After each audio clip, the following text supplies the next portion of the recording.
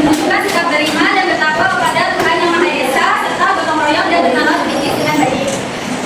Yang kedua, melalui kegiatan menonton video, peserta didik dapat mengidentifikasi berbagai bentuk energi yang ada di sekitar kita. Yang ketiga, melalui kegiatan diskusi, pengertian KPD, dan presentasi, peserta didik dapat menghubungkan bentuk energi dan kegunaannya dalam kehidupan sehari-hari. Yang keempat, melalui kegiatan diskusi kelompok, pengertian KPD, peserta didik dapat mempresentasikan hasil diskusinya dengan baik.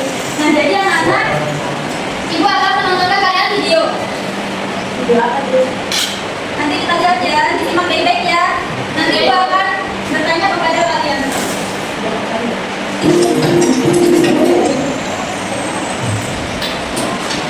Kamu sudah santai di rumah menonton video-video sisi terang yang keren sambil minum teh. Benar-benar menyenangkan. Semuanya tampak baik sampai tiba-tiba monitormu menjadi gelap. Kenapa ini? Kamu menggerakkan mouse tapi tak ada yang terjadi. Dan kabel power masih tidak menyala. Pasti kabelnya rasanya terlepas dari colokan. Kamu memeriksanya, tapi semua masih tak colok. Kamu begitu sibuk mencoba menyalakan komputermu lagi sehingga tak sadar kalau kamarmu menjadi lebih gelap. Rumah juga tiba-tiba menjadi sunyi. Kamu tidak bisa mendengar suara kulkas, sementara kipas di sudut ruangan dia tak berputar. Tapi kemudian yang terburuk terjadi. Lampu di router wifi-mu berhenti berkedip. Listriknya mati rupanya. Aku akan duduk sambil main ponsel saja sampai menyala lagi. Ya, semoga beruntung. Manusia bisa bertahan tanpa makanan selama beberapa minggu, tanpa air selama beberapa hari, dan tanpa udara selama beberapa menit saja. Tapi tanpa listrik, agak sulit memperkirakannya. Semua bergantung pada tempat tinggalmu, kemampuan bertahan hidup yang kamu punya, dan seberapa bergantung kamu pada listrik. Seperti supermarket yang menyimpan dan menjual makanan yang didapat dari pabrik yang memproduksinya secara massal, atau dari petani yang menanamnya sendiri. Tapi, mari kita lihat apa yang akan terjadi pada manusia jika tidak ada listrik. Misalnya, selama setahun. Mari kita mulai. Hari ke-1, sore hari. Baterai ponselmu masih tersisa sedikit, tapi koneksinya tidak bekerja. Tak ada yang mengira menara komunikasi juga mati, yang artinya kamu tidak bisa menelpon, bahkan untuk panggilan darurat. Saat ini, yang kamu sadari hanyalah internetnya mati. Berapa lama kamu bisa bertahan? Tuliskan di kolom komentar. Kamu juga tidak punya permainan offline. Ponselmu sekarang hanyalah seperti kalkulator mahal. Aku jalan-jalan saja sebelum matahari terbenam. Kamu pergi ke kafe favoritmu. Hei, bagaimana kalau memesan secangkir kopi susu sambil merawat senja? Tapi si barista menghentikanmu saat sedang memasuki pintu. Maaf, semua mesin kamu mati karena listriknya padam. Baik, ide itu silahkan. Lalu kamu berjalan tanpa tujuan, masih mencoba mencari sinyal. Kamu dan semua orang lain berdiri sambil menatap layar ponsel masing-masing dengan bingung dan putus asa. Kamu tak sengaja mendengar sekelompok orang membicarakan kecelakaan di sebuah persimpangan yang ramai. Oh iya, lampu lalu lintas juga tak berfungsi. Mobil-mobil pun sebentar lagi akan mati begitu bensinnya habis. Kamu pun tak akan bisa mengisi bensin di SPBU. Seperti kafe, SPBU juga butuh listrik. Melihat itu, kamu memutuskan untuk pulang. Malamnya, pertama-tama, mari mandi pancuran air hangat yang nyaman untuk membasuh semua hal gila ini. Air kerannya mati, toilet juga tidak bisa disiram. Ya, layanan publik seperti PAM juga mati. Mati listrik seperti ini jauh lebih serius daripada sekadar mati lampu, terutama kalau berlangsung lama. Tak ada TV, PlayStation, tak ada apa-apa. Astaga, kenapa semua yang seru harus pakai listrik? Baiklah, aku akan membaca buku. Kamu mulai menyalakan lilin. Kamu melihat keluar jendela untuk memeriksa apakah listrik di rumah lain sudah menyala. Ini keadaan kota tergelap yang pernah kamu lihat. Yang tampak hanya jendela-jendela dengan penerangan remang-remang. Semua orang lain juga menyalakan lilin. Kamu menengok ke langit, bintang, tanpa lampu jalanan, perumahan dan perkantoran terang. Langit malam nampak sangat indah. Ya, setidaknya masih ada ini. Hari kedua, makanan yang udah basi di kulkasmu sudah membusuk. Kamu membuat susu, telur, keju, dan lainnya. Hal yang sama terjadi pada semua makanan dingin dan beku di toser dan restoran. Seluruh kota kebanjiran barang busuk selama beberapa hari kemudian. Mungkin kamu bisa membeli barang lain di toko. Sebaiknya ambil uang mulai dulu. Membaca kartu pasti mati. Begitu juga ATM. Siapapun yang punya uang di bank sekarang tidak lagi bisa mengaksesnya. Semua generator listrik darurat di seluruh dunia sudah mati. Model yang paling kuat hanya bisa bertahan paling lama 24 jam. Pabrik-pabrik berhenti bekerja. Produksi makanan untuk 7,5 miliar manusia telah berhenti. 2 minggu tanpa listrik. Saat lemari dapur dan pantry kosong, kepanikan dimulai. Bahkan banyak orang telah menjarah toko setempat. Mereka sangat butuh air minum kemasan. Kamu memutuskan untuk pergi ke luar kota, tapi tak bisa terbang. Bandara sudah ditutup. Andai saja kamu punya pesawat turbin seperti Cessna Skyhawk, setidaknya masih ada sedikit bensin di mobilmu. Tapi selain kamu, ada ratusan bahkan ribuan orang lain yang juga ingin meninggalkan kota. Kamu akan menghabiskan waktu seharian penuh dalam kemacetan. 1 bulan tanpa listrik. Ekonomi global menurun drastis. Perdagangan, perbankan, jual beli, utang nasional dan pribadi semuanya lenyap dalam semalam. Tanpa layanan umum, sampah menumpuk di jalan-jalan. Tikus-tikus buat bermunculan dari saluran air. Kini kota diambil alih oleh mereka. Tapi syukurlah, kamu sudah lama meninggalkan kota itu. 3 bulan tanpa listrik. Kamu sadar, kamu tidak bisa bangkit begitu saja dan mulai bertani saat tak mencukupi semua kebutuhan sendiri. Seperti banyak orang, kamu mencari dukungan kerabat. Untungnya, Paman Jo dan Bibi Su sudah hidup tanpa listrik seumur hidup mereka. Tapi kamu harus membantu mereka di rumah peternakan mereka. Bilanglah sudah ada hari ketika kamu hanya perlu membayar makanan. Kini, kamu harus mendapatkannya lewat kerja fisik. 6 bulan tanpa listrik. Komunitas kecil bermunculan di mana-mana. Orang-orang mengambil air dari sumur. Mereka tetap kenyang berkat bertani dan memancing. Tanpa uang, kita kembali ke sistem barter. Untuk coba lagi, mari tukar dengan sapi. Manusia pun mulai merupakan listrik. Tapi, hari ke-365. Listrik menyala. Ya, itu pun jika perawatan di pembangkit listrik masih bekerja setelah setahun tidak dirawat. Tapi, pasti tidak. Begitu semuanya diperbaiki dan listrik kembali menyala, setidaknya butuh waktu 10 tahun untuk sepenuhnya memulihkan ekonomi, infrastruktur, dan produksi. Jadi, singkatnya, kita akan kembali hidup sebagaimana sebelum ada listrik. Tapi, sekarang saya penasaran, apa yang terjadi jika listrik alam hilang? Seperti... Nah, tadi kan kalian sudah menonton video, seru tidak? Seru! Apa yang terjadi di video tersebut? Coba satu orang. Aisyah. Listriknya mati, Bu. Apa yang terjadi pada saat listrik mati? Kacau. Ibu, tikusnya naik ke atas. Makan busuk. Ya, bisa mati. Mati lampunya. Hancur. Mati kulkas. Wifi-nya juga hilang. Nggak bisa jempurin. Ada lampu, ada lampu. Jadi sumber-sumber energi ini sangat penting ya bagi kita. Tadi yang di video tersebut energi apa aja sih yang ada? Energi cahaya. Panas. Oke, jadi kalian sudah paham ya dengan menonton video tersebut. Coba ibu, coba kita menyalakan sampai lampu. Matikan.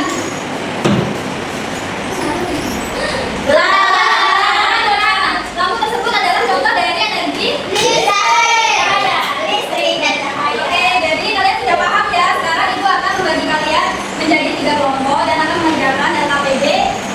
Sinta, Eka, Intan sama Ana kelompok 1, Aisyah, Anissa Fitra sama Sabrina kelompok 2, dan Sofian dengan Renata dan Noe kelompok 3. Pertama ibu akan bagikan bahan ajar kepada kalian ya. Ibu kasih waktu 5 menit.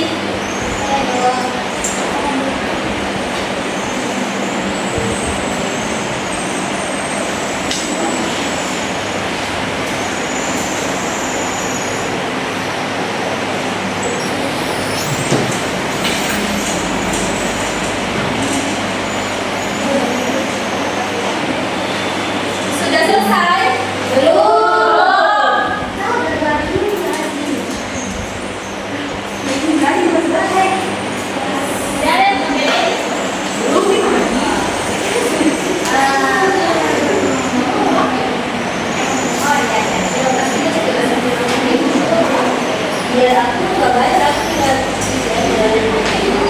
Nah, jadi ibu akan bagi kepada kalian LKPD ya, dikerjakan kelompok bersama-sama. Ini untuk kelompok 3, kelompok 2, dan kelompok 1. Jika ada yang susah, tanya kepada ibu ya. Jangan lupa menulis kelompok berapa dan nama.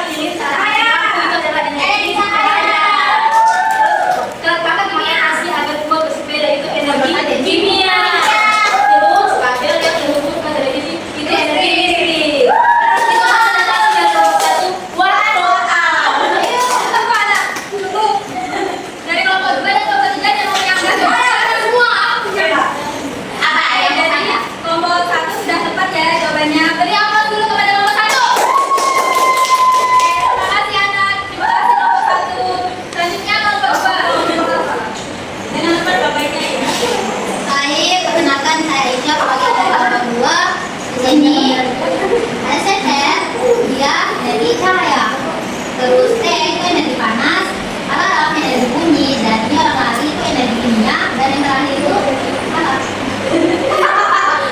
Yang kedua Oh, tadi itu energi gerak dan baterai itu energi kimia. Salah.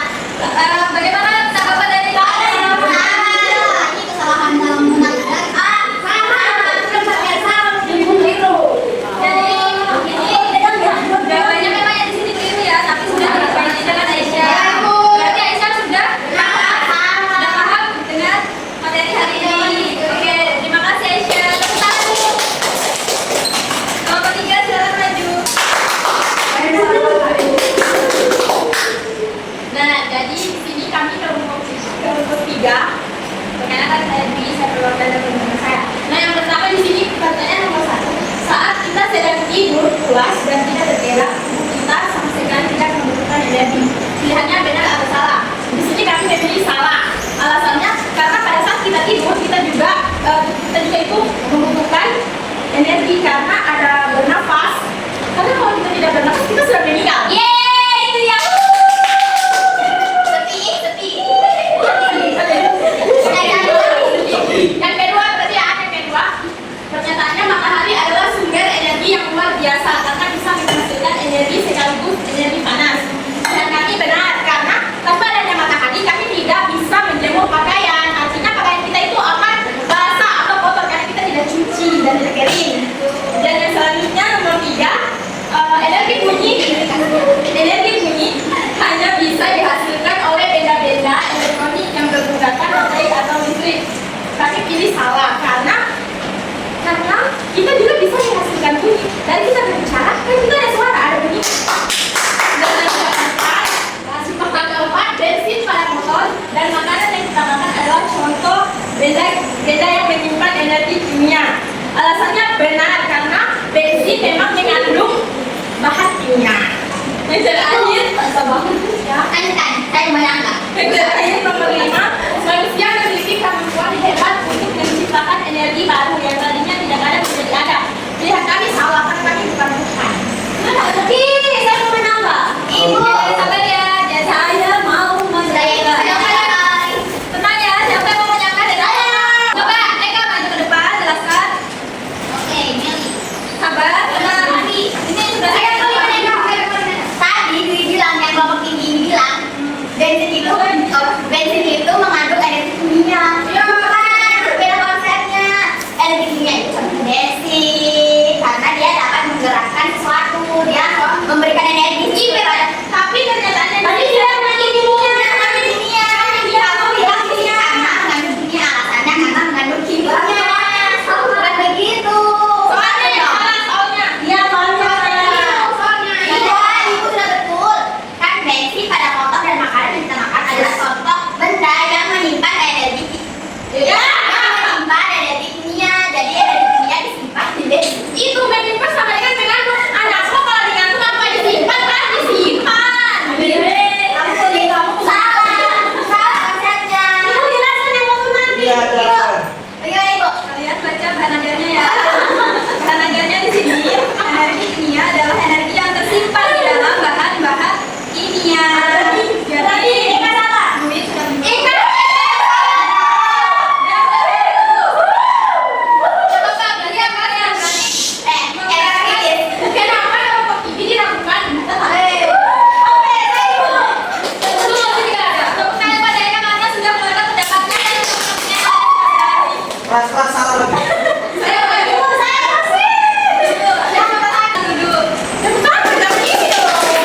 Menjawab kembali LKPD dari kelompok 3. Siapa tahu kalian masih ada yang bingung. Tadi yang disangka dari kelompok 1 yaitu bensin pada motor dan makanan yang kita makan adalah contoh benda yang menyimpan energi kimia. Jadi itu sudah betul ya karena makanan dan bensin itu ada kimianya. Nah, jadi kalian kan sudah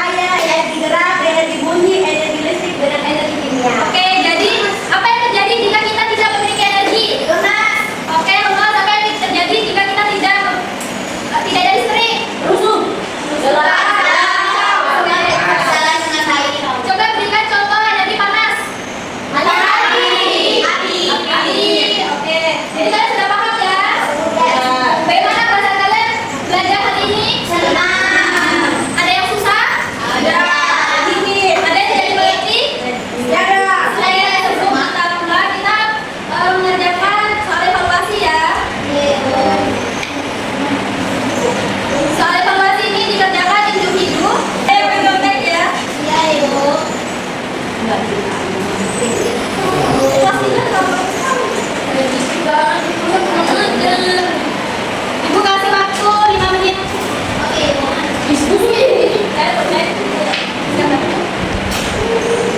bisa marah sih. Ya, kalau belum gue Bahasa ibu kalau nggak bisa.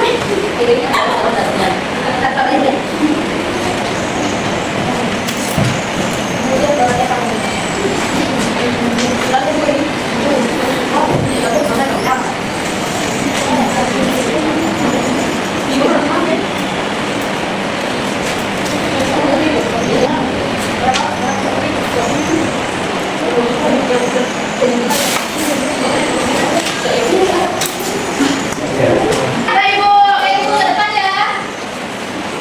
Kita. Bukan sudah, kamu boleh baca. Ibu, ini. Tolong. Oke, terima kasih Sita. Nah, jadi sebelum pulang, sebenarnya kita berdoa. Siapa yang mau memimpin doa? Saya. Kepada Sita dipersilakan. Baik teman-teman, sebelum kita pulang, marilah kita berdoa dimulai. Bismillahirrahmanirrahim. Bismillahirrahmanirrahim. Wala haula wala quwwata illa billah. Amin. Berdoa selesai. Terima kasih Sita. Oke, Ibu akhiri. Apabila ada kesalahan kata, Ibu mohon maaf. Apabila ini topik Wassalamualaikum